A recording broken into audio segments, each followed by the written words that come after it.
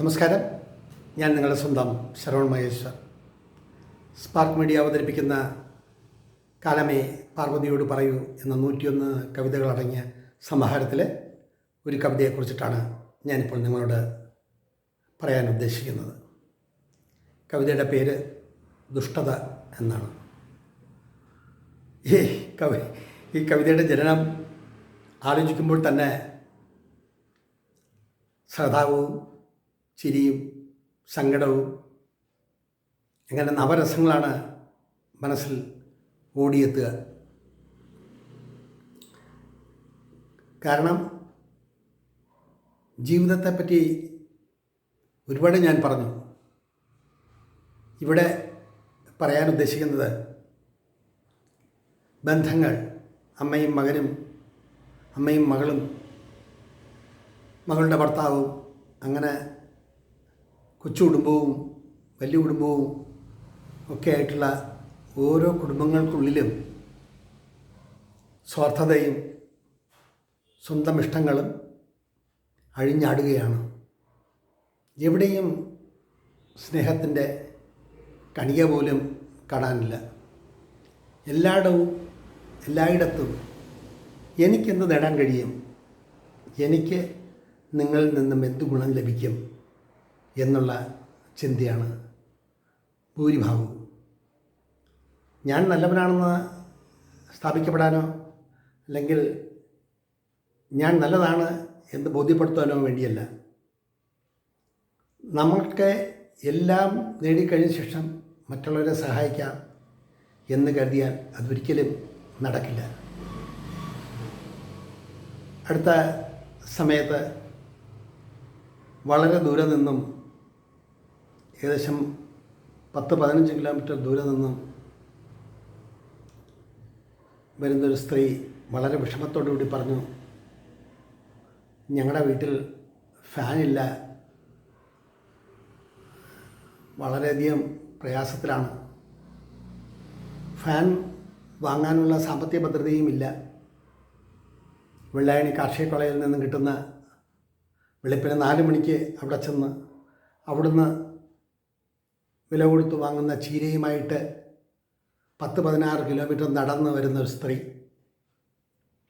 ഞങ്ങളുടെ വീട്ടിലെ മുന്നിലൂടെ എന്നും കടന്നു പോകുമ്പോഴും ചീര വേണോ എന്ന് വിളിച്ചു കേൾക്കുന്ന ആ സ്ത്രീയിൽ നിന്നും വല്ലപ്പോഴുമൊക്കെ ഞങ്ങൾ ചീര വാങ്ങാറുണ്ട്.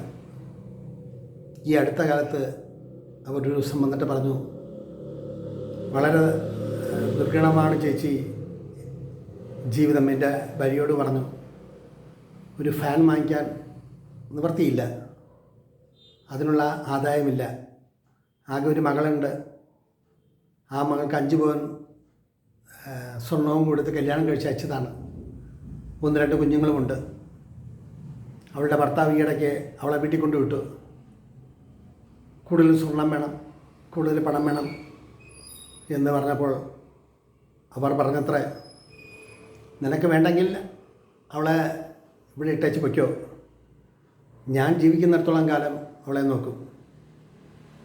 ഞാൻ പല വീടുകളിലും ജോലി ചെയ്തും ചീര വിറ്റും കിച്ചൽ പാത്രവും കഴിയൊക്കെയാണ് ജീവിക്കുന്നത്.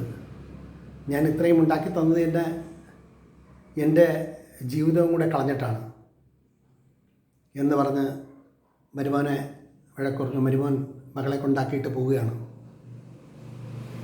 ദിവസങ്ങളും ആഴ്ചകളും മാസങ്ങളും കടന്നിട്ടും മകളെ തിരികെ പറഞ്ഞു വിട്ടില്ല ആ അമ്മ മനസ്സ്. അങ്ങനെ അവരുടെ കഥകളും ജീവിതവും ഒക്കെ പല ആവർത്തി കേട്ടു. ഒടുവിൽ മാസങ്ങൾക്ക് ശേഷം അവരുടെ മകളെ മരുമോൻ വന്ന് കൂട്ടിക്കൊണ്ടുപോയി. ജീവിതം എത്ര ഭയങ്കരമാണെന്ന് നോക്കൂ. 55 വയസ്സുള്ള സ്ത്രീ ദിനം പ്രതി 10-14 കിലോമീറ്റർ നടന്ന് അന്നുള്ള അതിനു വേണ്ടി വക കണ്ടെത്താൻ ശ്രമിക്കുകയാണ്. ഇതൊരു ജീവിതം. അങ്ങനെ ഓരോ ജീവിതങ്ങളും, അങ്ങനെ എത്ര ജീവിതങ്ങൾ. എല്ലാവരെയും സഹായിക്കാനുള്ള സാമ്പത്തിക ഭദ്രത എനിക്കില്ല എങ്കിലും എന്നാൽ കഴിയുന്ന കുഞ്ഞു കുഞ്ഞു സഹായങ്ങൾ ചെയ്യാറുണ്ട്. ഒടുവിൽ അവർക്ക് നല്ലൊരു ഫാൻ വാങ്ങി വീട്ടിലുണ്ടായിരുന്നതാണ്, അത് അവർക്ക് കൊടുത്തു സുഖമായി നിദ്രയെ പ്രാപിക്കാൻ. ആ കൊടുത്ത കാര്യം മാലോകരോട് വിളിച്ചു പറയുകയല്ല. നമ്മളെല്ലാം നേടിയിട്ട് ആരെയും നമുക്ക് സഹായിക്കാൻ കഴിയില്ല. പക്ഷേ നമ്മൾ ചെയ്യുന്ന ഓരോ കുഞ്ഞു സഹായങ്ങളും പലരുടെയും ജീവിതത്തിനെ മാറ്റിമറിക്കും, പലരുടെയും ജീവിതത്തിന് സന്തോഷത്തിൻ്റെ തണലേകും. അവർ പിന്നീട് വരുമ്പോഴെല്ലാം പറയും, ചേച്ചി എന്ന് തന്ന ഫാൻ ഒരു അനുഗ്രഹമായി, ചേച്ചിക്ക് 100 പുണ്യം കിട്ടും എന്ന് എൻ്റെ ശ്രീമതിയോട് പറയുമ്പോൾ അത് കേട്ടിട്ടൊരു ചിരിയിൽ ഒതുക്കി. എങ്കിലും ആ സ്ത്രീയുടെ ജീവിതം എത്ര വിഷമം നിറഞ്ഞതാണ്.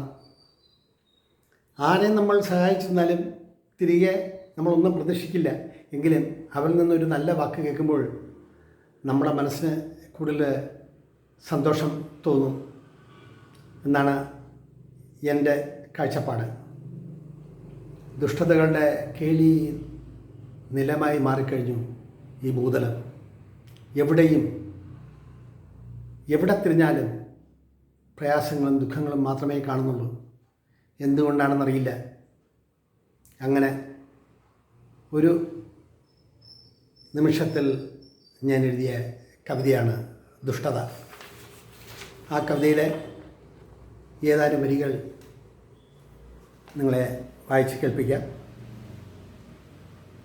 എങ്ങും എവിടെയും സ്വാർത്ഥതയുടെ അടിവേരുകൾ പടർന്നു പന്തലിക്കുന്നു.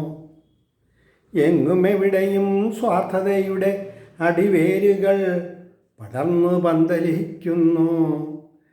യന്ത്രമനുഷ്യനും യാന്ത്രിക ജീവിതവും സുഖമായി കാണുന്നു.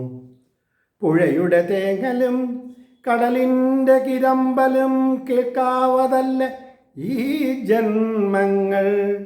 പുഴയുടെ തേങ്ങലും കടലിൻ്റെ ഇരമ്പലും കേൾക്കാവതല്ല ഈ ജന്മങ്ങൾ. ഒഴുകുക ഒരജ്ഞാത ശക്തി പോലെ തിമിർത്തുല്ലസിച്ച് എങ്ങും എവിടെയും സ്വാർത്ഥതയുടെ അടിവേരുകൾ പടർന്നു പന്തലിക്കുന്നു. തുടർന്നുള്ള വരികൾ വിഷ്വൽസും കാണുമല്ലോ. ഇവിടെ ചുരുക്കട്ടെ എൻ്റെ വാക്കുകൾ. നന്ദി, നമസ്കാരം.